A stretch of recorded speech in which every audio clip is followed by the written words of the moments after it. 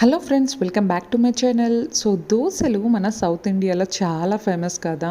So అలాంటి దోశలు క్రిస్పీగా అండ్ స్మూత్గా రావాలి అంటే దోశ బ్యాటర్ ఎలా చేయాలో ఈరోజైతే ఈ వీడియోలో చెప్పబోతున్నాను. ఈ చిన్న చిన్న టిప్స్ పాటించడం వల్ల మనకి బ్యాటర్ అనేది చాలా బాగా వస్తుంది అండ్ దోశలు కూడా చాలా టేస్ట్గా వస్తున్నాయి. సో మరెందుకు ఆలస్యం, లెట్స్ గెట్ స్టార్టెడ్. ఫస్ట్ అయితే ఒక కప్పు మినపప్పు తీసుకున్నాను. ఒక కప్పు మినపప్పుకి ఆల్మోస్ట్ 2 కప్ ఆఫ్ రైస్ అయితే వేసుకోవాలి. ఇక్కడ నేను కోటా రైస్ అయితే యూజ్ చేస్తున్నాను ఫ్రెండ్స్. ఒకవేళ మీకు కావాలి అంటే బ్రౌన్ రైస్ కూడా యూజ్ చేసుకోవచ్చు.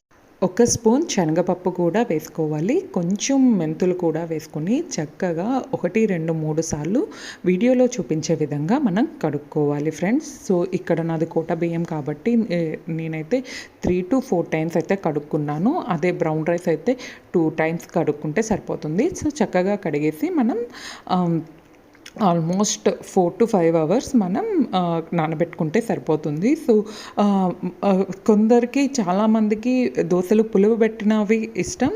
నాకైతే పులువబెట్టిందే ఇష్టం ఉండదు. సో అందుకే నేను అప్పటికప్పుడే మార్నింగ్ ఈ ప్రాసెస్ అయితే చేసేస్తాను ఫ్రెండ్స్. మార్నింగ్ 5 o'clockకి లేచి ఇంకా ఈ ప్రాసెస్ అయితే రెడీ చేసేస్తాను. ఆ తర్వాత చక్కగా నానిన తర్వాత చిన్న కప్లో నేను అటుకులు అయితే తీసుకుంటున్నాను. పల్చటి అటుకులు నేను ఇక్కడ తీసుకుంటున్నాను. అందుకే 5 minutes అయితే సరిపోతుంది. సో అది నానే లోపల ఫస్ట్ అయితే కొంచెం నేను చక్కగా బ్యాటర్ని అయితే తయారు చేసుకుంటున్నాను మిక్సీ జార్లో. నాకైతే వెట్ గ్రైండర్ లేదు ఫ్రెండ్స్. మిక్సీ జార్లో చేసిన చాలా టేస్ట్ బాగుంటుంది. బ్యాటర్ కూడా చక్కగా వస్తుంది. ఒకవేళ మీ దగ్గర లేకపోయినా ఈ విధంగా అయితే చేసుకోవచ్చు.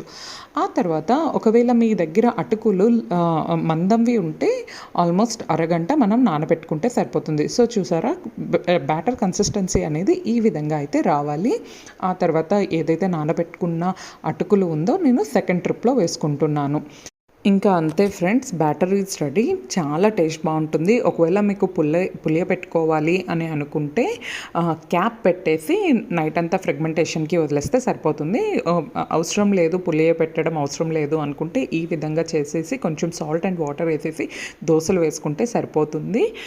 టేస్ట్ అయితే చాలా బాగుంటుంది. ఒక్కసారి ఈ విధంగా అయితే ట్రై చేయండి.